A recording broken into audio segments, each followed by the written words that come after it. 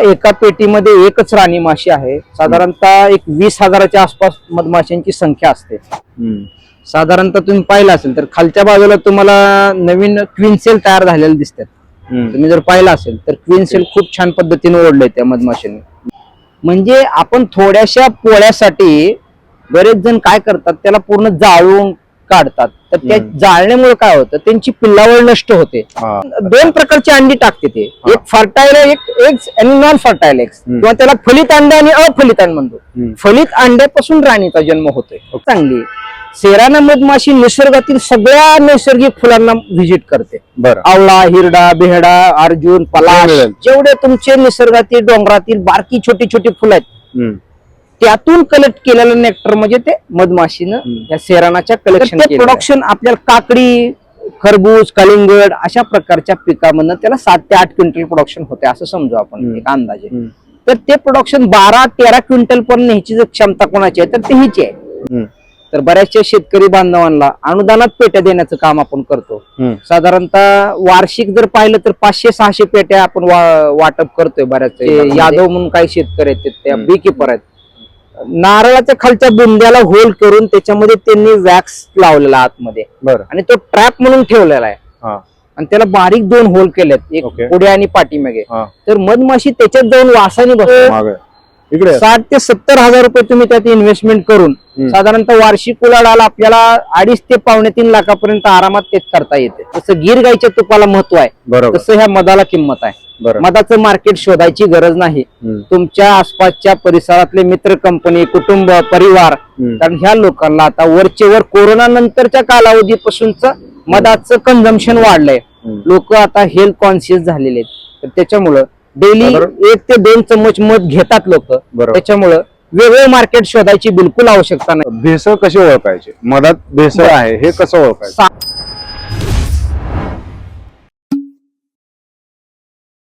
नमस्कार, मी दीपक पाठक आणि तुम्ही पाहतात आझाद मराठी. भारत हा कृषीप्रधान देश आहे आणि या कृषीप्रधान देशामध्ये शेतीला पूरक असे अनेक व्यवसाय केले जातात. या व्यवसायापैकीच एक व्यवसाय आहे मधमाशी पालन किंवा मधाची निर्मिती करणे. हा एक व्यवसाय आहे.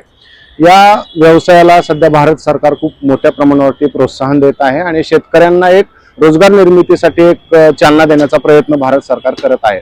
आज मी आलेलो आहे CBRTI मध्ये आणि या ठिकाणी असणाऱ्या ट्रेनिंग कोऑर्डिनेटर राहुल काळे सरांशी आपण आज संवाद साधणार आहे आणि मधमाशी पालन, मधमाशांचे प्रकार, यातनं फ्युचर काय आहे या व्यवसायाचं, याबद्दल सगळंच जाणून घेऊया. सर, सगळ्यात सुरुवातीला CBRTI बद्दल सांगा. केंद्रीय मधमाशी संशोधन आणि प्रशिक्षण संस्था पुणे ही जी संस्था आहे खादी ग्रामोद्योग आयोग अंतर्गत काम करणारी autonomous body, minister of MSME त्याला म्हणू आपण, मायक्रो स्मॉल मिडियम एंटरप्राइजेस, सूक्ष्म लघु आणि उद्योग मंत्रालय, भारत सरकार याच्या अंतर्गत काम करणारी एक संस्था आहे. साधारणतः 1962 पासून ही संस्था कार्यरत आहे. साधारणतः आता एक 63-64 वर्ष पूर्ण झाले त्या संस्थेला.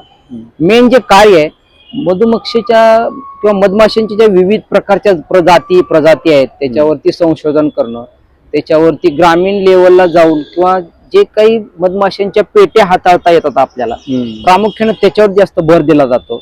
जेणेकरून ऍपिस मेलिफेरा नावाची एक मधमाशी आहे, त्याला आपण इटालियन बीज म्हणतो, आणि दुसरी एक मधमाशी आहे ती ऍपिस सेराना इंडिका, त्याला आपण सातेरी मधमाशी म्हणतो. प्रामुख्याने महाबळेश्वर, कोल्हापूर, नाशिक अशा प्रकारचा जो हिली रिजन एरिया आहे त्या हिली रिजन मध्ये सातेरी नावाची जी आपली देशी मधमाशी आहे तिचं संगोपन जास्त प्रमाणात केलं जातं, किंवा ती नैसर्गिकरित्या आपल्याला एम्प्टी बॉक्स मध्ये ऑटोमॅटिक येऊन सेटल डाऊन होण्याचं तिचं प्रमाण जास्त आहे.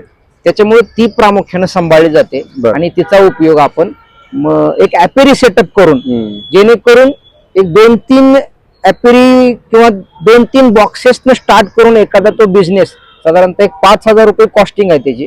तर तो हलवार किंवा त्याचे ब्रीडिंग करून म्हणा, त्याचं प्रॉपर डिव्हिजन घेऊन तो एक आपल्याला 20-25 पेट्यापर्यंत नेता येतो आणि ग्रामीण भागातल्या युवकांना हा एक आता रोजगाराची संधी निर्माण झाली. असं CBRTIच्या माध्यमातून आपण प्राथमिक दृष्ट्या आपण प्रशिक्षण देतो त्याला. मूळतः प्रशिक्षण का गरज आहे, पेटी कोणती आहे, त्याला मधमाशा ओळखता आल्या पाहिजेत, याचं प्रामुख्याने प्रशिक्षण देतो. बरं सर, आपल्याकडे मधाचा वापर खूप प्राचीन काळापासून होतोय. म्हणजे आजारामध्ये विशेषतः औषधाबरोबर मध दिला जातो, खोकल्यामध्ये वगैरे भरपूर मध दिला जातो. शिवाय जेवणामध्ये देखील मधाचा अनेक पदार्थांमध्ये वापर केला जातो. कधीपासून आपल्याकडे मधाचा वापर केला जातो आणि प्राचीन काळापासून कशा पद्धतीने मध वापरला जातो? ऍक्च्युली मध ही संकल्पना जी आहे, मधमाशीनं नेक्ट्रीज म्हणजे फुलामधून कलेक्शन केलेला हा एक स्वीटी सबस्टन्स आहे थोडक्यात आपण असं म्हणू. बरोबर. आणि ती फुलावरून गेल्यापासून तिच्या घरट्यात येईपर्यंत जे तिचा प्रवास आहे त्याच्यात तिच्या बॉडीतले काही एन्झायमॅटिक सबस्टन्स ती ऍड करते. आणि एक त्या नेक्ट्रीज मध्ये किंवा आपण त्याला म्हणू की ते जे मकरंद आहे त्या मकरंदामध्ये असणारं पाण्याचं प्रमाण ती मधमाशी हळूहळू कमी करत जाते. आणि एका ठराविक विशिष्ट वेळेनंतर तो जो हेक्सागोनल शेप तिथं जी पोळा आहे त्या पोळ्याला परत ते वॅक्सनं किंवा त्या मेणाने ते सील करते. आणि त्या तिच्या साठवण केलेल्या मधाचा उपयोग ती तिच्या बर्थ पिरियड मध्ये म्हणू आपण त्याला, किंवा तिला न मिळणारा जो कालावधी आहे त्याच्यामध्ये त्याचा ती कंझम्पशन साठी वापर करत असते. बरं. थोडक्यात त्यांच्या परिवाराला डिस्टर्ब न करता आपल्याला जो मध थोडा काढून घ्यायचा आहे त्याची एक आयुर्वेदिक व्हॅल्यू आहे म्हणा आपण त्याला, किंवा त्याची एक न्यूट्रिशनल व्हॅल्यू आहे. त्याच्यामुळे आपण त्याचे एक डे टू डे कंझम्पशन मध्ये आता बरेचसे ग्रामीण भाग असेल, शहरी भाग असेल, बरीच लोक आता त्या पद्धतीने त्याचा नियमित आपल्या आरोग्यासाठी आहारात वापर करायला लागलेत असं म्हणलं तर ते काय वावगं ठरणार नाही. सर, तुमच्या बोलण्यात सुरुवातीला 2 प्रकारच्या मधमाशांचा उल्लेख आला, महाराष्ट्रामध्ये आणि भारतामध्ये. मधमाशांचे प्रमुख प्रकार कोणते? त्याच्यामध्ये पाहिलं जर तुम्ही पाहिलं तर आग्या माशा आपण त्याला म्हणतो, डॉर्सेटा, जेणेकरून ते उंचावरती हाईटली प्रेफर करतात. अशा प्रकारच्या आपण त्याला उंच किंवा हाईट प्रेफर करतात. ते जास्त तापट स्वभावाच्या, तीव्र स्वभावाच्या त्या असतात. बरं. पण त्यातूनही आपण मध कलेक्शन करतो. हा म्हणजे त्यांना फक्त हनीचा जो चेंबर आहे वरचा फक्त किंवा अप्पर पोर्शन मधूनच आपण तो हनी काढू शकतो आपण त्याला, किंवा वरच्या भागातून मध काढायचं. आणि खालचा जो तिचा पिल्लावाळाचा कोटी आहे तिची ती ऍज इट इज ठेवली जाते, आपण त्याला डिस्टर्ब करत नाही. जेणेकरून 30-35 दिवसानंतर परत तो ऑटोमॅटिक गॅप फिल करतात आणि तिथून आपल्याला ते मध काढता येतो. ही आग्या माशा. 2 नंबरचा आहे की सातेरी मधमाशी आपण म्हणतो तिला, किंवा हिला इंडिजिनस बी म्हणतो आपण, डोंगराळ भागामध्ये जास्त वापरली जाते. तिसरी आहे ती मेलिफेरा, तिला इटालियन बीज म्हणतो आपण. प्रामुख्याने ती कमर्शियल लेवलला वापरली जाते, प्रोडक्शन जास्त आहे, 20 ते 25 किलो हनी त्यातनं काढू शकतो आपण साधारणतः. ती मेलिफेरा साधारणतः प्रामुख्याने डाळिंबाचे शेतकरी किंवा आता जे आपण खरबूज असेल, कलिंगड असेल, जे क्रॉस पॉलिनेटेड क्रॉप्स आहेत अशा प्रकारच्या क्रॉपिंग पॅटर्न मध्ये मेलिफेरा नावाच्या मधमाशा इझी अवेलेबल होतात. त्याचे नियर बाय बी कीपर आहेत, मटफळ आहेत, त्यांच्याकडे ती उपलब्धता आहे. त्याच्यामुळे अशा प्रकारच्या पेट्यांना प्रामुख्याने ते मागणी करतात. आणि एक दुसरा एक प्रकार असतो तो फ्लोरिया, आपण आताच पाहिली, पाहूयात त्याच्याकडे जाऊया. बरोबर. ठीक आहे. त्याच्याबद्दलची माहिती ती ऍपिस फ्लोरिया, त्याला आपण रिलोकेट करू शकतो. ओके, बरं. लक्षात घ्या, पेटीत राहणाऱ्या मधमाशा ह्या अंधारात राहणाऱ्या मधमाशा आहेत, ह्या उजेडात राहणाऱ्या मधमाशा. आग्या माशा आणि फुलोरी मधमाशी हे उजेडात राहणाऱ्या मधमाशा. 5वा एक प्रकार आहे तो ट्रायगोना, त्याला स्टिंगलेस बी म्हणतो आपण. ती कोकणामध्ये किंवा आंब्याच्या मोहरला वगैरे आपण त्या ठिकाणी वापरताना बरेच शेतकरी दिसतात. तर हे प्रमुख 5-6 प्रकार आहेत, त्यातले प्रामुख्याने ह्या मधमाशा पाळल्या जातात. आता एखाद्याला जर मधमाशी पालनाला सुरुवात करायची असेल तर त्याची सुरुवात कशी केली पाहिजे, काय करायला पाहिजे? सुरुवातीला प्रामुख्यानं तो जो ट्रेनी आहे किंवा तो जो हे आहे त्यानं साधारणतः एक 5 ते 10 दिवसाचं एक प्राथमिक ट्रेनिंग आहे त्याला, प्राथमिक दर्जाचं. ते प्रशिक्षण घेणं फार गरजेचं आहे, जेणेकरून मेन पत्रा कसा लावायचा, प्रॉपर एका पेटीच्या 2 पेट्या कशा करायच्या, त्याचं प्रॉपर डिव्हिजन कसं करायचं ह्याच्याकरता, किंवा मध म्हणजे काय, नेक्ट्रीज म्हणजे काय, मधमाशांची काळजी कशी घ्यायची, त्यांना प्रॉपर स्टँड कसे वापरायचे, प्रॉपर त्याला व्यवस्थित अशा प्रकारचं जर आपण त्याला एक प्राथमिक दर्जाचं ट्रेनिंग त्यानं घेतलं तर त्याला त्याच्या शेतावरती 5 ते 6 पेट्या सांभाळताना काही अडचण निर्माण होत नाही. सर, या बॉक्सची रचना कशी असते ते साधारणतः हा एक बॉटम बोर्ड आहे, आपण त्याला तळपाट म्हणतो. हा ब्रूड चेंबर, त्याला आपण म्हणतो की मधमाशांची पिल्लावाळाची कोटी. आणि हा जो वरचा आहे तो मधाचा चेंबर आहे. ज्यावेळेस ह्या 8 फ्रेम मधल्या मधमाशा भरणार आहेत पूर्णपणे, तुम्हाला मी दाखवू शकतो ती घाला, तुम्ही बीवेल वापरू शकता त्या पद्धतीने. तुम्हाला मी पेटी सुद्धा दाखवू शकतो रचना. आता साधारणतः हा जर तुम्ही पाहिलं तर हे पूर्णपणे ब्रूड आहे, याच्यामध्ये पाहिलं तुम्ही माशा ह्या ब्रूड मध्ये आहेत माशा पूर्णपणे. 8 फ्रेम वरती माशा भरलेल्या आहेत त्या.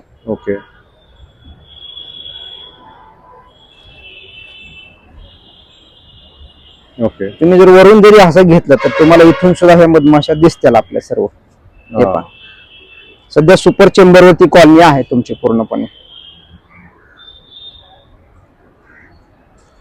सुपर चेंबर म्हणजे काय एक्झॅक्टली, खालच्या ज्या वेळेस पिल्लावळच्या कोट्यातल्या सर्व फ्रेम भरतात त्यावेळेस त्यांना ऍडिशनली म्हणून वरचा साठा आपण मधासाठी एक ऍडिशनल स्पेस देताय तुम्ही. ओके.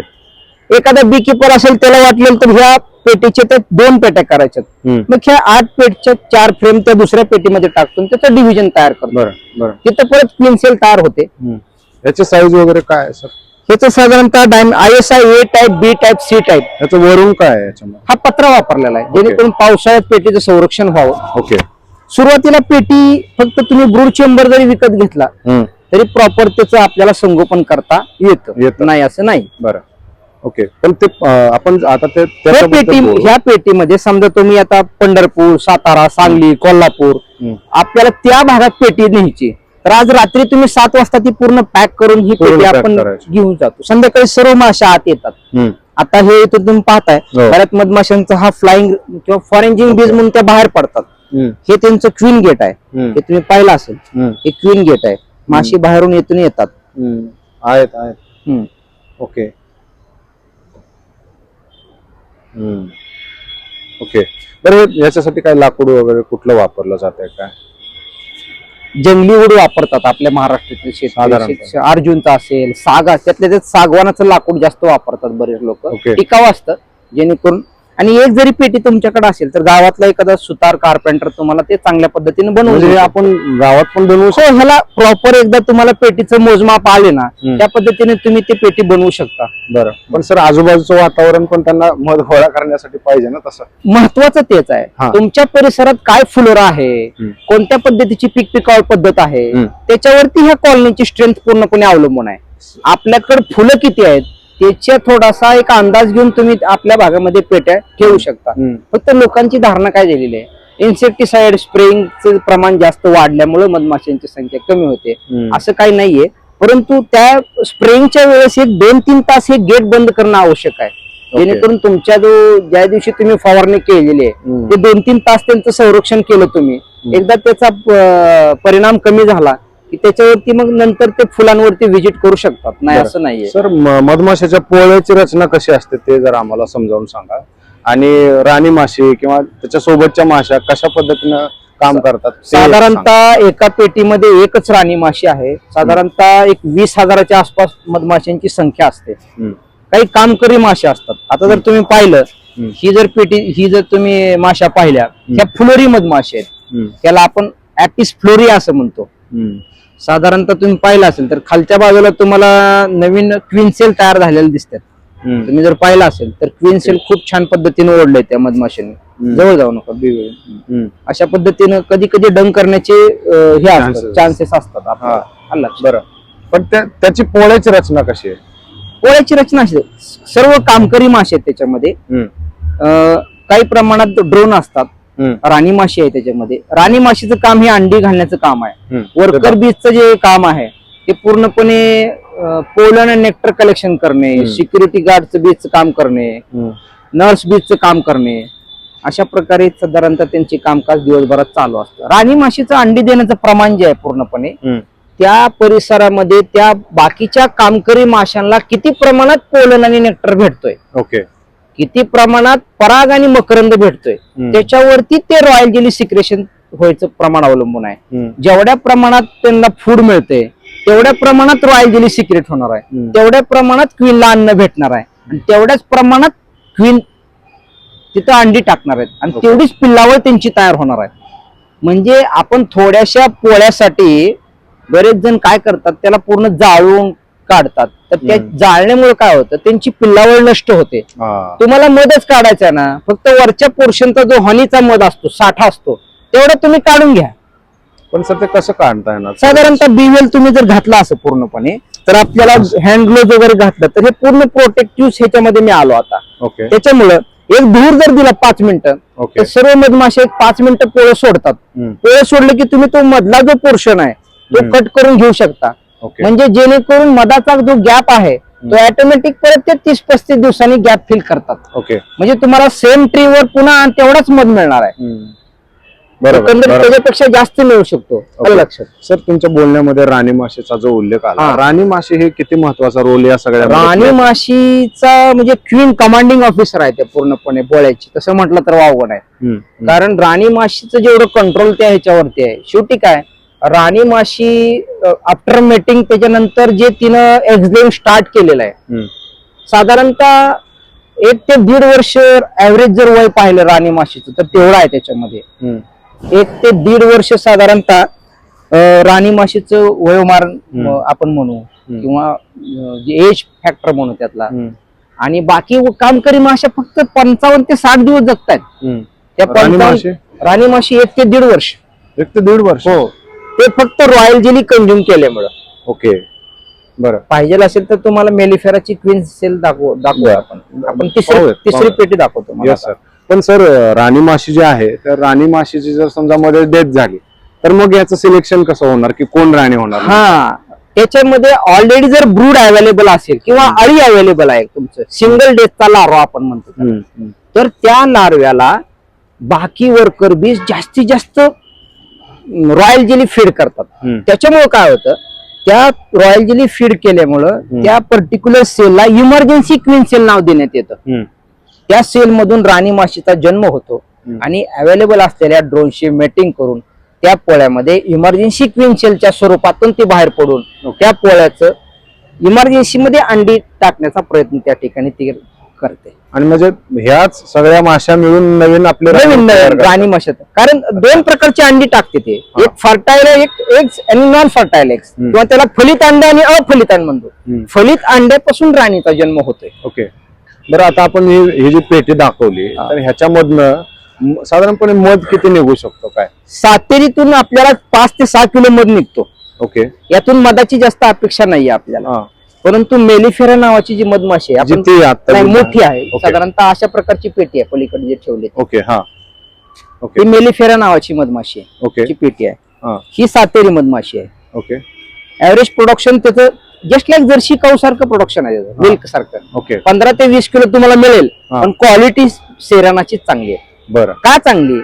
सेराना मधमाशी निसर्गातील सगळ्या नैसर्गिक फुलांना व्हिजिट करते. बरं. आवळा, हिरडा, बेहडा, अर्जुन, पलाश जेवढे तुमचे निसर्गातील डोंगरातील बारकी छोटी छोटी फुलं आहेत त्यातून कलेक्ट केलेलं नेक्टर म्हणजे ते मधमाशीनं या सेरानाच्या कलेक्शन केलेलं आहे. शेवटी बॉडी मध्ये फरक आहे.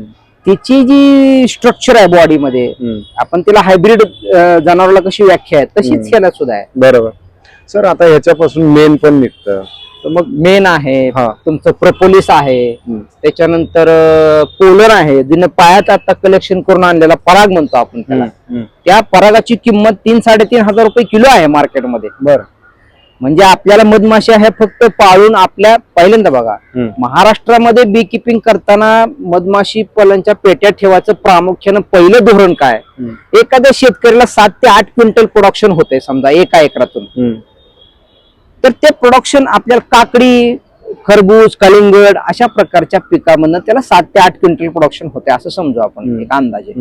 तर ते प्रोडक्शन 12-13 क्विंटल पर्यंत ह्याची जर क्षमता कोणाची आहे तर ते हिची आहे. बरं. त्याचं सिंपल गणित आहे. जेवढी मधमाशी फिरल तेवढे मेल गॅमेट ट्रान्सफर होतील फिमेलवर. ओके. तेवढी फळधारणा चांगली होईल. म्हणजे आपण म्हणतो की मधमाशी चांगल्या फुलांना व्हिजिट करते म्हणजे चांगले परागकण घेऊन ते फिमेलला लागणाऱ्या त्या पुकेशर स्त्री केशरवर जाण्याचा जो एजंट आहे तो मधमाशी आहे. बरं. त्याच्यामुळे तिथली फळधारणा होणार आहे. बरोबर. मेन रिझन लक्षात घ्या. तर अशा पद्धतीनं आपलं शेतकरी बांधवाचं एक आपण म्हणू की production doubling of the income म्हणू त्याला आपण. त्याच्यामुळं पेट्यांना फार महत्व आहे. मित्रच आहे शेतकऱ्यांचा मित्र म्हणजे मधमाशीला अवश्य आपला मधमाशी मित्र कीटकच आहे आपला तो. बरं. सर आता ह्या मधमाशा आहेत यांचं पण आरोग्य बिघडतं का? बिघडते की. साधारणतः कशी काळजी घ्यायची? आपण त्याला म्हणू की मधमाशांच्या बाबतीत त्या इतक्या स्वच्छतेच्या बाबतीत अलर्ट आहेत. आपण त्याला म्हणू प्रिव्हेंटेशन इज बेटर दॅन क्युअर. तुम्ही पहिल्यांदाच काळजी घ्या. स्टँड लावलंय, हा मुंगळा वरती जायचा प्रयत्न करतोय परंतु जाता येत नाही. पाणी टाकले आपण इथं. काय काय शेतकरी प्रॉपर प्रिकॉशन न घेता हा मुंगळा आहे त्याला वरती जाता येत नाही. पूर्ण पाणी टाकलेलं आहे इथं आपण, म्हणजे स्वच्छता आपण म्हणजे एवढी इतर कुठले कीटक खाली वरती नाहीत जाणार. जाणार नाही म्हणून पाणी टाकले त्याला कंटिन्युअस मध्ये आपण.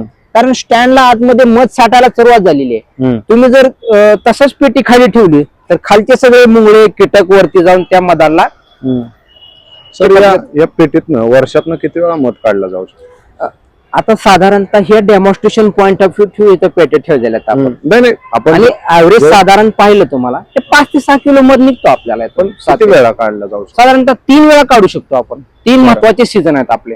जसं आता तुम्ही पाहिलं फेब्रुवारी, मार्च आणि एप्रिल हा तुमचा नॅचरल ब्लूमिंग पिरियड आहे. ह्याच्यामध्ये निसर्गामध्ये सुद्धा बरीच फुलं तुम्हाला फुललेली उमललेली दिसतात. अशा हे सीझन मध्ये तुम्हाला 5 ते 6 किलो मध निघतो. पुन्हा तुम्ही एक जून जुलै हा डर्क पिरियड आहे, ह्याच्यामध्ये मध उत्पादन जास्त होत नाही. त्यांना आपल्याला टिकवायचं फक्त त्यात आपल्या समोर एक ध्येय असते की त्या पेट्या टिकल्या पाहिजेत. नंतर जो ऑक्टोबर नोव्हेंबर पासून तुमचा डिसेंबर एंड पर्यंत फ्लोरा असतो. तर असे साधारणतः 3 सीझन चांगले आपल्याला मध उत्पादन मिळू शकतं. सर ही आता जे आपण पाहतोय की हे आपण अगदी इकडे सगळे लोक वगैरे आहेत तरी आपण या ठिकाणी मधमाशी पालन केलेलं आहे.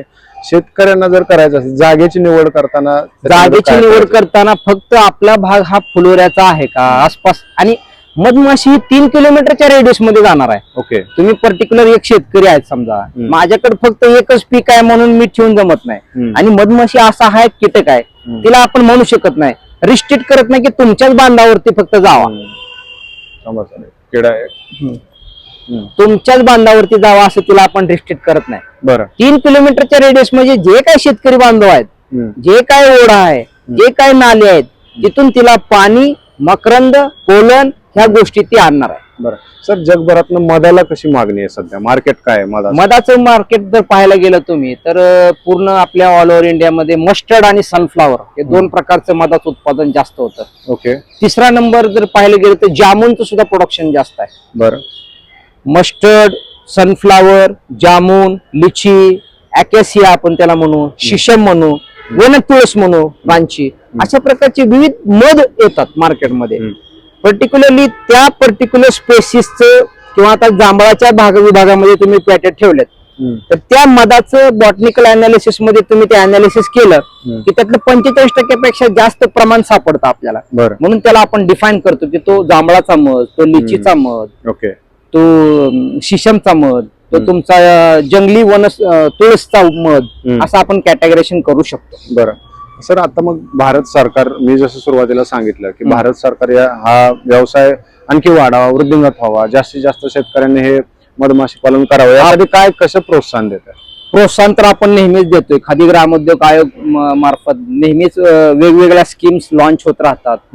हनी मिशन स्कीम साधारणतः 2017-18 पासून आपण इम्प्लिमेंट करतोय पूर्ण ऑल ओव्हर इंडियामध्ये. तर बऱ्याचशा शेतकरी बांधवांना अनुदानात पेट्या देण्याचं काम आपण करतो. साधारणतः वार्षिक जर पाहिलं तर 500-600 पेट्या आपण वाटप करतोय बऱ्याचशा विभागामध्ये. हळूहळू त्या वाढवण्याकरती कसा भर देता येईल त्याच्यावरती आपलं कामकाज चालू आहे थोडंसं. बरं. पोटेन्शियल एरिया पाहून ते डिस्ट्रीब्युशन करणं तितकंच गरजेचं आहे. बरं. याच्यासाठी बोला याच्यासाठी खर्च किती येतोय सर? आणि म्हणजे गुंतवणूक शेतकऱ्याला जर करायची असेल तर किती करावी लागते? तसं जर पाहायला गेलं मधुमक्षिका पालन हा याला चारा लागत नाही, ह्याला पाणी लागत नाही, ह्याला डेली लेबर लागत नाहीये. स्वतः स्वच्छ करता येते. फक्त लागतं काय तर तुम्हाला सुरुवातीला 2-3 पेट्या ह्या रिकाम्या जरी भेटल्या आणि निसर्गात जरी तुम्ही ठेवल्या तरी त्या ह्या सातेरी मधमाशा ऑटोमॅटिक येऊन बसतात. त्याच्यामध्ये फक्त तुम्हाला आतमध्ये जी फ्रेम आहे त्याला एक मेन पत्रा मिळतो, तो लावायचा फक्त. मासे कसे असे येऊन बसणार? त्या अंधार शोधतायत. तुम्ही जर पाहिलं कोल्हापूरमध्ये बरेच शेतकरी आहेत आमचे, यादव म्हणून काही शेतकरी आहेत, त्या बी किपर आहेत. नारळाच्या खालच्या बुंद्याला होल करून त्याच्यामध्ये त्यांनी वॅक्स लावलेला आतमध्ये आणि तो ट्रॅप म्हणून ठेवलेला आहे. आणि त्याला बारीक 2 होल केलेत, एक पुढे आणि पाठीमागे. तर मधमाशी त्याच्यात जाऊन वासाने बसतात. त्याला वरती गोबरच्या शेणाने, आपलं देशी गाईच्या शेणाने सारवलेलं आहे त्याच्यावरती, आणि आतमध्ये वॅक्सचं त्याला लेअर लावलेला आहे. त्या वासाने बऱ्याचशा मधमाशा आत येत आहेत. कारण हे निसर्गामध्ये आहेत, ते स्वतः घर शोधतायत, त्याला अंधार पाहिजे. म्हणून ह्या सातेरी मधमाशा सेटल डाऊन होण्याचं प्रमाण जास्त आहे. युरोपियन मधमाशीला तुम्हाला विकतच घ्यावं लागेल. बरं. ह्या नॅचरल आहेत. ह्या नॅचरल आहेत. ओके. ह्यात इकॉनॉमिक्स समजून घ्या. हा. ह्यात तुम्हाला निसर्गामध्ये आयत्या भेटणार आहेत. हम्म. तुम्हाला फक्त एमटी पेटींची आवश्यकता आहे. बरोबर. आणि ती जी युरोपियन मधमाशी आहे, जसं आपण नर्सरीतनं काही रोपं आणतो नंतर आपल्या मेन प्लॅनला नेतो, बरोबर. तसं तुम्हाला मेलिफेरा नावाची का जी मधमाशी आहे ही जवळच्या बी किपर कडनं मधपाळाकडनं ही विकत घ्यावी लागेल. बरं. आणि त्याचं तुमच्या लेवलला ब्रीडिंग परत चालू करायचं. काय साधारणपणे कॉस्ट येते? 4,500 ते 5,000 रुपये ऍव्हरेज कॉस्ट आहे महाराष्ट्रामध्ये. बरं. तुम्ही दोन्ही मधमाशांची तुलना जरी केली, हम्म. सातेरी पेटी साधारणतः 6,000 पर्यंत कॉस्ट जाते. हम्म. 6,500 प्लस मायनस होऊ शकतं. हम्म. आणि तुमचं आहे इकडे या. 2-3 आलं. युरोपियन आहे थोडक्यात तुमची हा, मधमाशी. ओके. असं. बरं. पण सर साधारणपणे मग वार्षिक जर ह्या अशा पद्धतीने जर एखाद्याने सुरू केला तर याला कशा पद्धतीने टर्नओव्हर तयार होतो काय? म्हणजे वार्षिक उत्पन्न यातनं किती मिळू शकतं असं जर आणखी नाही एखाद्याला जर मधमाशी पालन करायचंच हे असेल? बघा, पहिलं लक्षात घ्या, आता हे पूरक धंदा म्हणूनच आहे. आर्थिक इकॉनॉमिक्स काय, हा. शेतकरी लोकांना फायदा होतोय म्हणजे 5 ते 6 टन तुमचं क्विंटल प्रोडक्शन वाढतंय. बरोबर. हा पहिला इकॉनॉमिक्स. हम्म. डाळिंबाचं एखादा 7-8 लाख एकर उत्पन्न 7-8 लाख रुपये एकरी उत्पादन घेणारा माणूस आहे. हम्म. ते उत्पादन 12-13 लाखापर्यंत तुमचं जात आहे. हम्म. पहिलं लक्षात घ्या, मधमाशी ठेवल्यामुळं इथं आपलं जे उत्पन्न वाढतंय हम्म. हा पहिला ऍडव्हान्टेज आहे. हम्म. दुसरा ऍडव्हान्टेज आहे की त्यातला आर्थिक, जसे तुम्ही म्हटलं, एक 10 पेट्यापासून जर सुरुवात केली तुम्ही, हम्म. साधारणतः एक मागे. इकडे 60 ते 70 हजार रुपये तुम्ही त्यात इन्व्हेस्टमेंट करून हम्म. साधारणतः वार्षिक उलाढाल आपल्याला 2.5 ते 2.5-3 लाखापर्यंत आरामात ते करता येते.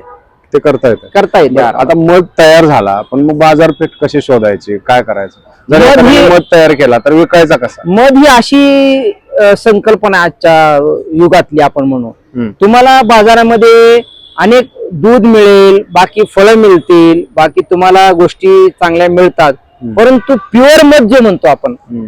हा फक्त मध पेटीतनं डोळ्यासमोर काढताना जो आपल्या समोर मध आहे हम्म. त्यालाच आपण एक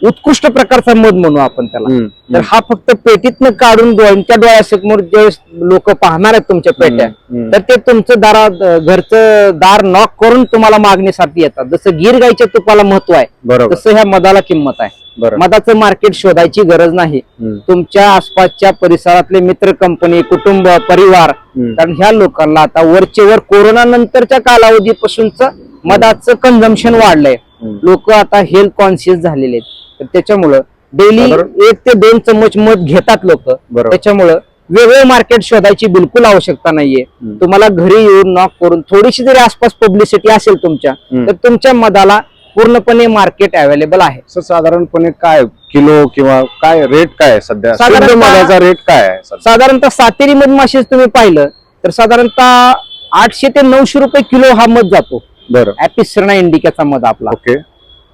बुदरगड तालुका असेल, तुमचं महाबळेश्वरचा बेल्ट असेल, नाशिकचा काय बेल्ट असेल, हम्म. बऱ्याचशा आदिवासी भागामध्ये, डोंगराळ भागामध्ये हम्म. ऑन अन ऍव्हरेज 800 ते 900 रुपये किलो हा सातेरी मध जातो तुमचा पर बरं. केजीचा. बरं. मेलिफेरा ऍव्हरेज जर कॉस्टिंग पाहिलं तुम्ही तर 400 ते 500 रुपये ऍव्हरेज रेट आहे मेलिफेरा मध्ये. ओके. तो मस्टर्ड आणि सनफ्लावर जास्त येतो, अॅकेसिया जास्त येतो, किकरचा जास्त येतो. हम्म. सर पण मग हेल्थ साठी चांगला मध कुठला? मध हा मध आहे सामान्य वर्गासाठी. जिथं आपण म्हणू आता गुवाहाटी सारख्या एरियामध्ये जिथं दुधाचं स्कॅरेसिटी असताना आपण काही टोन मिल्क वापरतो, हम्म. म्हणजे काही प्रमाणात एखाद्या भागामध्ये काही मिळतच नसेल हम्म. तर तिथं मेलिफेराचं मध त्या बाळाला किंवा त्या कुटुंबाला देणं प्रामुख्याने तिथली जबाबदारी आहे. हम्म. म्हणून थोड्या न्यूट्रिशनल व्हॅल्यू प्रमाणे म्हणजे थोडेफार चेंजेस असू शकतात. बरं. परंतु नैसर्गिकरित्या पाहिलं तुम्ही तर हे सेरनाचं ऑलरेडी संगोपनच हे जिथं निसर्गातील एक नॅचरल फुलं म्हणू आपण त्याला अवेलेबल आहेत, हम्म. त्या फुलांवरती संगोपन होत असल्यामुळं हम्म. नॅचरली जे आयुर्वेदिक प्रॉपर्टीज आहेत त्या फ्लॉवर्सच्या त्या हम्म. ट्रान्सफर होतात त्या मधामध्ये. बरं. म्हणून तो मध उत्कृष्ट मानला गेलाय. सर मधामध्ये अनेक आता जे वेगवेगळ्या कंपन्यांचे मध भेटतात आता हो. शॉप मध्ये वगैरे, तर शुद्ध मध कसा ओळखायचा आणि मधामध्ये भेसळ कशी केली जाते सर? तसं जर पाहायला गेलं मधामध्ये भेसळ होण्याचं प्रमाण हे आपण असं म्हणू की काही प्रोसेसिंग प्लांट्स असतील म्हणा, किंवा आता कॉमन पब्लिक जे आहे आपलं नॉर्मल पीपल किंवा पब्लिक असं म्हणू, त्यांच्यासाठी मध ही मध संकल्पना आहे की त्यांच्यासाठी हे कॅटेगरायझेशन त्यांच्या समोर नाहीये. हा आग्या माशाचा मध, हा फ्लोरियाचा मध, हा डॉर्सेटाचा मध, हा तुमचा मेलिफेराचा मध, हा सातेरीचा मध. तर ह्याच्यातलं अडल्ट्रेशन म्हणण्यापेक्षा आपण त्याला मिक्सिंग प्रपोर्शनेट रेशो समजूया की काही प्रपोर्शनेट रेशो मध्ये तो मध बनवला गेला आहे मार्केटमध्ये. तर तो कदाचित त्या बॉटलमध्ये येतो. त्याला अडल्ट्रेशन तसं प्युअरली आपण म्हणता येणार नाही, परंतु काही स्पेसिसचं मिक्सचर आपण म्हणू की तो मिक्स रेशो प्रपोर्शनेट रेशो मध्ये आल्यामुळं ऍव्हरेज कॉस्टिंग 400 ते 500 रुपये होते. पण सर भेसळ कशी ओळखायची, मधात भेसळ आहे हे कसं ओळखायचं? साधारणतः तुम्ही पाहिलं तर एक काचेचा ग्लास तुम्ही घेतला, त्याच्यामध्ये एक अर्धा ग्लास पाणी टाकून बघा. अर्धा ग्लास पाणी जर तुम्ही टाकलं त्याच्यामध्ये, जो ओरिजिनल मध्ये तो as it is drop settle down होतो त्या ठिकाणी. आणि समजा काही मध असा असतो की तुम्ही 1-2 ड्रॉप टाकले तर पूर्णपणे पाण्यामध्ये डिस्बर्स होणार आहे, तो विरघळणार आहे. तर अशा स्वरूपात थोडं आपण ओळखून घ्यावं की त्याच्यामध्ये काहीतरी भेसळ आहे म्हणा समजा. अशा प्रकारचे आपल्याला एक प्राथमिक दर, जोपर्यंत ऍक्च्युअल टेस्टिंग होणार नाही तोपर्यंत तुम्ही त्याला सर्टिफाय करू शकणार नाही की तो केमिकल अनालिसिस आणि बॉटनिकल अनालिसिस हे दोन्ही त्यातले पार्ट आहेत. ते त्या दोन टेस्ट तुम्ही कॅरीड आउट करत नाही तोपर्यंत आपण त्याला सर्टिफाय करू शकत नाही तो आहे किंवा नाही. सर मधाची एक्सपायरी असते का? मधाची एक्सपायरी म्हणाय गेलं तर नक्कीच असते, कारण का मध हा हायग्रोस्कोपिक प्रॉपर्टी मध्ये येतो. ऍटमॉस्फिअरचं जे काही मॉइश्चर आहे ते ऍब्सॉर्ब करण्याची क्षमता मधामध्ये आहे. बऱ्याच वेळा फ्रीज वरती बॉटल ठेवलेली आहे वरच्या साईडला, तुम्ही ढक्कन लूज राहिलेलं आहे, तर त्यावेळेस त्यातलं पाणी ऑब्झर्व करण्याची किंवा जे बाहेरचं पाणी ऍब्सॉर्ब करून त्यातलं मॉइश्चर वाढण्याचे किंवा नंतर वायनरी स्मेल म्हणून फर्मेंटेशन होण्याचे चान्सेस आहेत. बरोबर. त्याच्यामुळे मध खराब होतो, नाही असं नाहीये. बरं, पण तरी साधारणपणे मध किती दिवस ऑन एन एव्हरेज इडिबल जे तुम्ही पाहिलं असेल 18 months is sufficient valid date आहे तुमच्या प्रत्येक इडिबल प्रोडक्ट साठी. त्या कॅटेगरायझेशन मध्ये FSSAI आणि ऍगमार्कचे नॉर्म्स आहेत, त्याच्यामध्ये तुम्ही त्याला 18 मंथ्स हे सफिशियंट आपण त्याला मानले गेलेलं आहे. सर या मधमाशी पालन या व्यवसायाबद्दल आपण बोलतोय, याच्यात धोके काय? धोके पाहायला गेलं तर शक्यतो दिवसभरामध्ये काय ऍक्टिव्हिटी त्यांच्या झाल्यात आणि इतर काय ऍक्टिव्हिटी आपण सडनली जाऊन पेटी ओपन करणं. बऱ्याच वेळा काय होतं आतमध्ये ऍक्सिडेंटली काय डेथ वगैरे झालेली बीचची म्हणा, किंवा त्याच्यामुळे मधमाशा अग्रेसिव्ह होण्याचे चान्सेस असतात. कुणी तर धक्का लावून गेले त्याला, आपण सडनली जाऊन पेटी ओपन करतोय, तर त्याकरता एक बिवेल आता तुम्ही जे पाहिलं ते बिवेल वापरणं गरजेचं आहे, हँड ग्लोव्ह वापरणं गरजेचं आहे, जेणेकरून प्रोटेक्टिव्ह मेजर्स जर तुम्ही घेऊन गेला त्याच्यासमोर काही धोका असं नाहीये.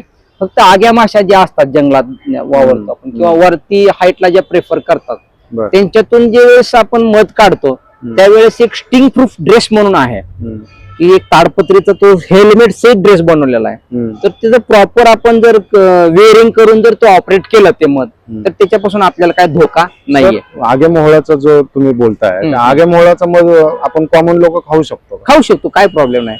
प्रमाणात जे 2-3 चमचे हा खाऊ शकतो, तो 1 चम्मच खायचा फक्त, कारण त्याच्यामध्ये मकरंद आणि पराग ह्याचं कंटेंट जास्त सापडेल तुम्हाला. पराग, पोलन कंटेंट जे म्हणतो आपण, पराग हेच पर्सेंटेज जास्त सापडतं.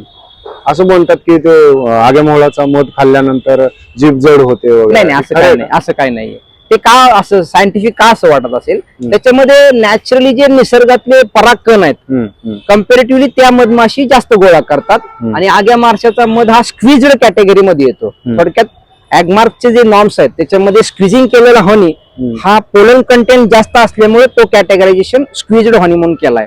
त्याच्यामुळे थोडस खाताना जड जड वाटणे असं थोडं वाटतं, बाकी काही असं नाहीये. म्हणजे असं कायमची जीभ जड असं काही सायंटिफिक तसं त्याला हे हा व्यवसाय ज्यावेळेस एखादा कोणी सुरू करेल व्यक्ती, तर त्याने कशा पद्धतीने हा व्यवसाय पुढे नेला पाहिजे? व्यवसायामध्ये काय धोके? व्यवसायामध्ये प्रामुख्याने पाहिलं तुम्ही तर डर्क पिरियड मध्ये प्रॉपर काळजी घेणं गरजेचं आहे. मी मधमाशींची पेटी आणली, मी एकदम 10-10 दिवस त्यांना बघितलंच नाहीये. ऍटलिस्ट वन्स अन वीक आपण म्हणू की आठवड्यातून एकदा मायनर ऑब्झर्वेशन तुमचे झालेच पाहिजेत. माझी राणी माशी आहे, त्याचे ड्रोन आहेत का, बाकी कंडिशन्स काय, वॅक्स मोत लागलेला आहे का खाली, वॅक्सची काय अडचण आहे का, पाण्याचा रेग्युलर आपला तो फ्लो चालू आहे का पाठीमागे, हा रेग्युलर ऑब्झर्वेशन झाले पाहिजेत तुमचे. बरं. आणि तुम्ही पेटी आणली खाली शेतात ठेवली, तुम्ही त्याला बघत नाहीये, वर मध साठाय चालू झालाय, खालचे सगळे कीटक त्याला वरती चालले आहेत, अशा प्रकारे लॉस हा होणार आहे तुमचा. कारण मधमाशी ही स्वच्छ प्रतिमेची आपण ज्याला म्हणू की स्वच्छता निगा राखणारी ती मधमाशी कीटक आहे. मधमाशांना इतर कोणापासून धोका आहे? मधमाशांना हा मधमाशांवरती इतर कीटक कोणी हल्ला करतं का किंवा त्याच्यामध्ये एक आहे, एक ग्रीन बी हिटर म्हणून आहे, एक साधारणतः एक पक्षी आहे, पोपटासारखा दिसतो तो, चिमणी सारखा, तर तो हवेमध्ये कॅच करतो. साधारणतः मेलिफेरा नावाची जी मधमाशी आहे तिला तो कॅच करण्याचं प्रमाण जास्त आहे, कारण ती प्लेन जाते. आणि सातेरी मधमाशी डायव्हर्ट हे सॉरी आपण त्याला म्हणू की तिचं जे वॅगल डान्सिंग पोझिशन जे आहे किंवा सातेरी जी आहे ना सरळ जात नाही, तिरप्या स्वरूपात जाते, त्याच्यामुळे ती सापडत नाही. परंतु मेलिफेरा त्याला सापडते. जो त्याला वेडा पोपट रागू, वेडा रागू मराठीत. तर त्याच्यापासून धोका आहे थोडा मेलिफेराच्या बाबतीत. परंतु शेवटी प्रत्येक जीव हा एकमेकाच्या वरती अवलंबून आहे, त्या पक्षालाही मारण्याचा आपल्याला अधिकार नाही तेवढा. तेवढे निसर्ग चक्र आहे, ते थोड्याफार लॉस झाले तर एक 10-20 लॉस होतात, असं काय ते बीटर पासून पूर्ण बॉक्सच लॉस झालाय असं काही नाहीये. जी स्ट्रॉंग कॉलनी ती स्ट्रॉंगच राहणार आहे. त्याला प्रोटेक्शन म्हणून त्या बॉक्सेसच्या आजूबाजूला छोटे बुजगावणे तयार करणे, त्याला ते ड्रेसिंग करणे. शेतामध्ये तुम्ही पाहता बऱ्याच वेळा हो छोटे छोटे बुजगावणे केलेले असतात, त्याला पाहिल्यामुळे ते कदाचित त्या एरियातून जातात निघून. सर, या व्यवसायाचं भविष्य काय, तुम्ही कसं पाहता? ह्याची भविष्य म्हणता तुम्ही, त्याचं भविष्य बघा, अल्टिमेट पर्पज हाच आहे बी किपिंगचा. पानबांधावरती पेट्या वाढल्या पाहिजेत, प्रत्येक फार्मरच्या घरामध्ये गोड मध गेला पाहिजे, तो कुटुंबातला प्रत्येक हेल्थ जी म्हणतो आपण सुरुवातच त्याने होणार आहे. कारण तुमचं आरोग्य जर उत्तम असेल तर शेती उत्तम होणार आहे, नंतर तुमचे आर्थिक जे आहे ते तुमचं पाठबळ त्याच्यावरती उभारणार आहे. जर तुमची प्रकृती चांगली नसेल तर त्याच्याकरता खादी ग्रामोद्योग आयोग असेल किंवा केंद्रीय मधमाशी संशोधन संस्था असेल, बांधावरती शेतकऱ्यांच्या पेट्या कशा वाढतील हळूहळू त्याला आपण प्रामुख्यानं प्राधान्य देणं गरजेचं आहे. शेवटी प्युरिटी पॉइंट हा मानला गेलेला आहे. निसर्गामधल्या नेक्ट्रीस तुम्ही आम्ही कलेक्शन करू शकणार नाही आर्टिफिशियली. त्या मधमाशीचा जो एजंट आहे किंवा त्याचा एजंट म्हणून जो वापर होतोय त्या अँगलनीच ते डेव्हलप होणार आहे पुढे जाऊन. सर, एखाद्याला जर आता याचं प्रशिक्षण घ्यायचं असेल तर प्रशिक्षण घेण्यासाठी कसा संपर्क साधायचा, काय करायचं? केंद्रीय मधमाशी संशोधन प्रशिक्षण संस्था पुणे, ह्याच्यामध्ये आपण रेग्युलरली शॉर्ट टर्मचे जे कोर्स आहेत आपले 5 दिवसीय कोर्स आहेत, एक introductory type of beekeeping course आहे. तो रेग्युलरली आपल्याकडे तो असतो. साधारणतः प्रत्येक वीक किंवा एखादा वीक ऑफ ठेवतो, कारण त्या वीक मध्ये बरेच जण ऍडमिशन एनरोल करतात. त्याच्यामुळं आणि शेतकरी वर्ग, ग्रामीण भागातील काही वर्ग, व्यापारी वर्ग, शहरातील काही ट्रेडिंग करणारा वर्ग आहे, त्यांच्या सर्वांसाठी हा ओपन कोर्स आहे. त्याला एज लिमिट 18 वर्षापेक्षा पुढील सर्वजण हा कोर्स करू शकतात. त्याच्यामुळे एक बेसिक नॉलेज साठी इंट्रोडक्टरी कोर्स करणं फार गरजेचं आहे आणि तो आपल्याकडे उपलब्ध आहे. इव्हन खादी ग्रामोद्योग महामंडळ असेल, प्रत्येक जिल्हा वाईज नुसार खादी ग्रामोद्योग महामंडळाचे पण ऑफिसेस आहेत, त्यांचे पण काही प्रोग्राम चालतात. नॅशनल बी बोर्डचे प्रोग्राम चालतात. असे बरेचसे ऍग्रिकल्चर, हॉर्टिकल्चर रिलेटेड जे आपले काम करणाऱ्या संस्था आहेत त्या सुद्धा मधमाशिका पालन विषयावरती छोटे छोटे कोर्स घेत आहेत. त्यांच्याशी जरी अप्रोच झालं तर ते प्रामुख्याने मार्गदर्शन करतात. याच्यासाठी काय फीज आहे का, आणि एखाद्याला ऍडव्हान्स नॉलेज पाहिजे असेल तर काय करायचं? एक नॉमिनल फीज आहे 345 रुपये. एक आपण त्याला असं म्हणू की जो कॅटेगराइज्ड वर्ग आहे त्यांच्यासाठी आहे, आणि 463 रुपये हा जनरल कॅटेगरीसाठी आहे. एक नॉमिनल फी आहे, त्याच्यात काही ते थोडस एक ट्युशन फीचा पार्ट आहे, तो 5 दिवसामध्ये नॉमिनल फी आपण घेऊन ऍडव्हान्स नॉलेज एखाद्याला पाहिजे असेल ऍडव्हान्स टेक्निक त्याच्यासाठी सुद्धा एक ऍडव्हान्स बी किपिंग ट्रेनिंग कोर्स आहे आपल्याकडे. आपल्या इथंच आहे? आपल्या इथं आहे. आपल्याकडे क्वालिटी कंट्रोलचा एक हनी प्रोसेसिंग अँड क्वालिटी कंट्रोलचं प्रशिक्षण आहे. त्याच्यामध्ये परत हे जे आग्या माशा म्हणतो आपण, वाईल्ड बीजचं प्रशिक्षण आपल्याकडे, तो एक 25 जणांच्या ग्रुपला आपण देण्याचा प्रयत्न करतो ट्रायबल बेल्ट मध्ये. आपल्याकडे एक प्रोव्हिजन असतं की आपण त्यांना साधारणतः त्याच्यामध्ये 2 ड्रेस, एक हॉनी एक्स्ट्रॅक्शन साठी किंवा एक्स्ट्रॅक्ट झालेला हॉनी साठवणीसाठी एक स्टेनलेस स्टीलची टंकी आहे, दोर आहेत त्या ठिकाणी, हँड ग्लोव्ज आहेत, हेल्मेटचा एक पूर्ण तो स्टिंग प्रूफ ड्रेस आहे. असं प्रोव्हिजन डॉरसेटाच्या प्रशिक्षणाला असतं आपल्याकडे. शेतकरी मित्रांना शेवटचं आव्हान काय असेल तुमचं? शेतकरी मित्रांना सांगणं माझं हेच आहे, पहिल्यांदा आपण पीक पिकाऊ पद्धत राबवत असताना ते क्रॉस पॉलिनेटेड क्रॉप आहे, म्हणजे परपरागी भवन करणारं जे क्रॉप म्हणू त्याला, किंवा जे सेल्फ पॉलिनेटेड क्रॉप आहे, ह्यातले फरक जाणून घेण्याचा प्रयत्न करा प्रामुख्यानं. जेवढे काही वेलवर्गीय पीक आहेत तुमचे, हे सर्व परपरागी भवन आपण त्याला म्हणू, किंवा तिथं क्रॉस पॉलिनेशन होणं गरजेचंच आहे. जोपर्यंत तुम्ही पेटी ठेवणार नाही तोपर्यंत तुमचं प्रोडक्शन वाढणार नाही. तुम्ही चांगली पिकं वापरचाल, चांगले हायब्रिड व्हरायटीज वापरचाल, तणनाशके वापरचाल, तुम्ही पाणी देण्याच्या पद्धती वापरणार, इरिगेशन, ड्रीप, परंतु प्रॉपर खते चांगले देचाल, परंतु मधमाशींचे पेटेच तुमच्याकडे जर नसतील तर तिथलं क्रॉस पॉलिनेशन होणार नाही. तुमचं 7 क्विंटल प्रोडक्शन आहे ते 6-7 पर्यंतच राहील. पण पेटी ठेवल्याच्या नंतर डाळिंब, कलिंगड, खरबूज ह्या प्रकारच्या पिकं घेणाऱ्या शेतकऱ्यांना विचारा अनुभव, ते सांगतील पेटी आहे तर माझं मार्जिनल ग्रॉस प्रॉफिट रिटर्नचं इन्कम आहे.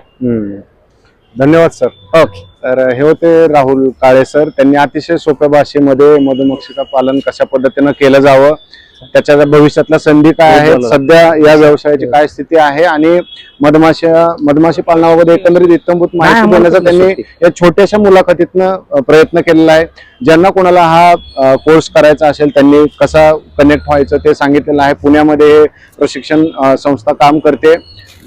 आम्ही आणखी शेतीशी पूरक असणारे अनेक व्यवसाय आणि त्याच्या संबंधित माहिती तुमच्यापर्यंत घेऊन येणार आहोत. हा व्हिडिओ तुम्हाला कसा वाटला ते आम्हाला कमेंट करून सांगा. सोबतच आणखी तुमचे काही प्रश्न असतील ते देखील कमेंट करून सांगा. तुर्तास आपण इथंच थांबूया. धन्यवाद.